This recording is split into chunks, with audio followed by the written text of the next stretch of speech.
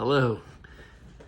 Today is Wednesday. It is the 11th of August, and as of today, I think most people are back in school. There may be a few little stragglers, but Monday, Tuesday, Wednesday were the days that the kiddos were going back to school.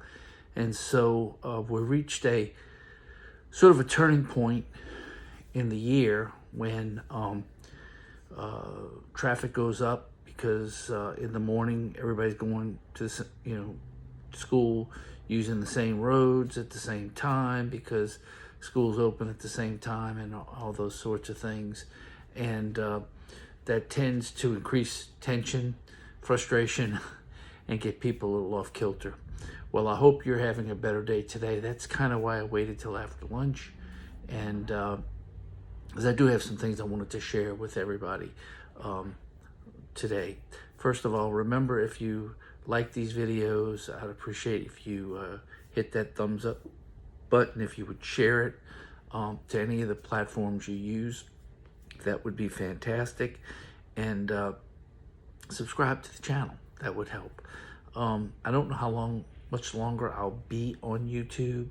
Not that they're censoring me anymore. They're not anymore. But I'm starting to be leery of the lack of alternative places to post things. I'm not sure what's going to happen. We'll just see. YouTube has been pretty good so far to me, and I just have to be real careful that I don't cross ways with them. But what I wanted to talk about today was a couple of things. First of all, I gave a preach this weekend, and the gospel and the Old Testament reading both had to do with food. The Old Testament reading, the angel came down from heaven and gave Elijah food as he laid under the tree ready to die. And then in the gospel, Jesus provides himself as food. And so I used the fact that, and remember, I'm Catholic, so if you're Protestant, don't get crossways on this. I'm just telling you the way we believe, and you can have the right to believe what you want. But in our church, we believe that communion, the Eucharist, is the body of Christ. Why do we believe that? Because he said so. We believe Jesus. When he uses words, we believe he meant it.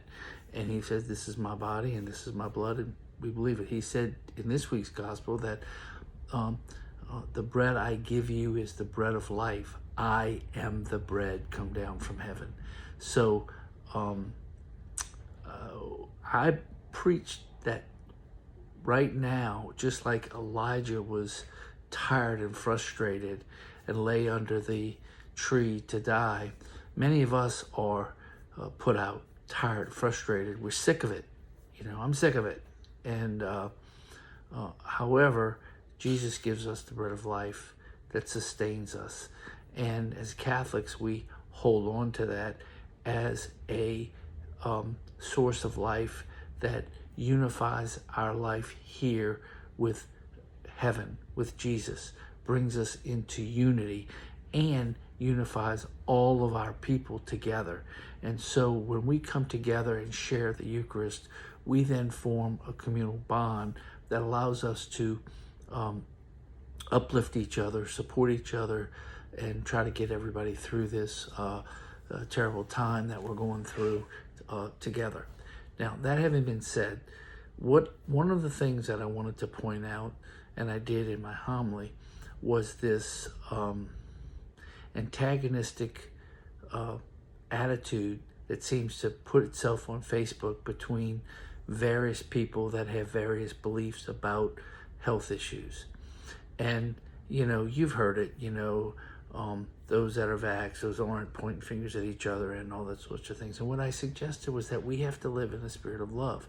That's what St. Paul said in the second reading today, that we should get away from anger and fury and all those emotions that upset people and live a life of love toward each other. And I think that if we engage each other on that level, that we reach a level of civility. I saw a little meme that was posted. It was a repost of something that was before the election.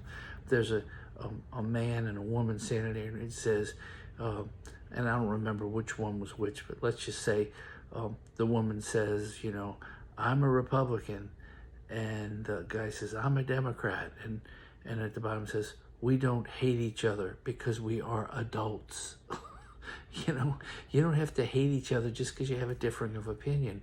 What you do is you have a decent conversation if you have to, and if you don't have the conversation, just respect each other's opinion. You know what it is already, and just move on. So it is with the mask mandate. I held up the mask as I was preaching. I said, look, it's not the end of the world that you have to wear a mask. Just wear a mask. It's not going to kill us, Now, that having been said, a lot of people have come forward and said, hey, it's hurting the kids. It's hurting their attitudes. It's sending them off the deep end into depression and different things like that. And that may be. And we need to study those things because we don't know the impact that these mask mandates are having on our children. But a lot of people are worried because it seems that where the children were not even affected last summer, they are affected this summer, and some of them are getting sick. I haven't heard of any of the kids getting terribly sick yet, although for a child, just being marginally sick could feel like being terribly sick.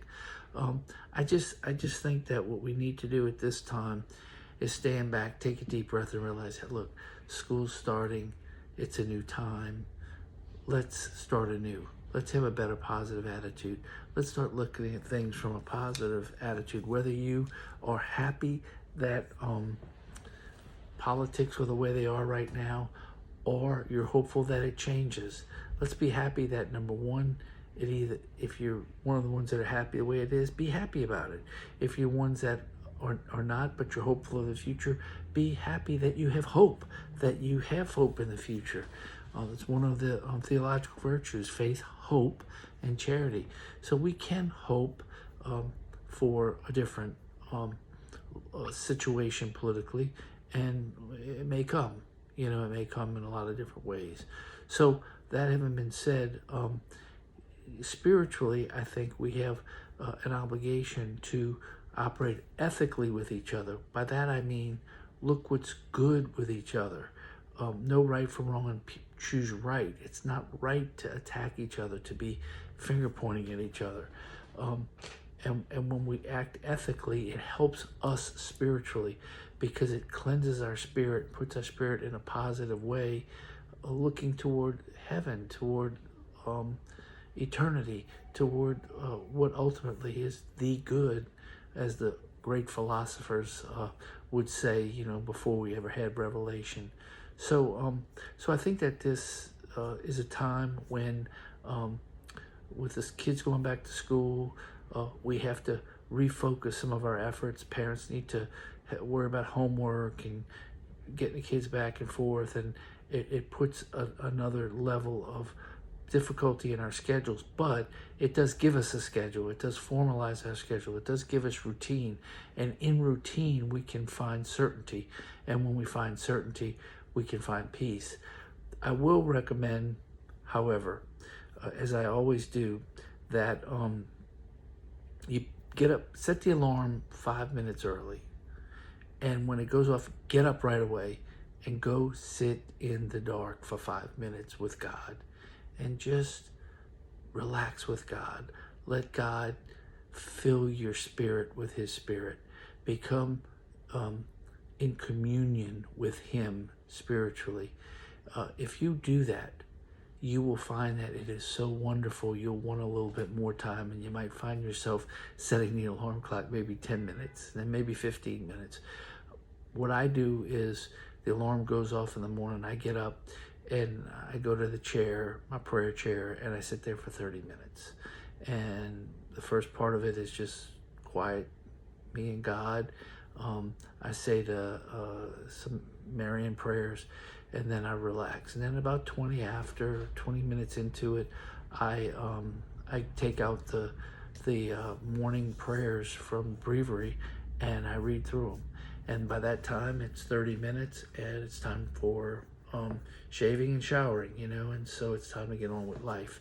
That's how my morning is. It works for me. I hope that is a sign for you that it can also work for you, because the way we start our day is the way we live our day. If we start our day peacefully like that, we will have a very peaceful day. If we start our day behind the 8 ball because we hit the snooze too many times and we're rushing around and we're frantic, then our whole day is going to be like that. And then might I suggest that at the end of the day, we end it peacefully with some quiet reading, quiet prayer, and don't end it with the news on the TV or some of that kind of craziness, because whatever's inside of your subconscious mind when you go to sleep will stay with you for the entire night. And if it's difficult stuff, you're going to toss and turn and not sleep very well. If it's peaceful, you have a good night's sleep. And when you have a good night's sleep, you'll be able to get up when that alarm goes off in the morning. I hope this makes sense for you. I hope it's a little motivation as we move forward with a new school year. And I'll hopefully have a more meaty subject to talk about next time. God bless everybody.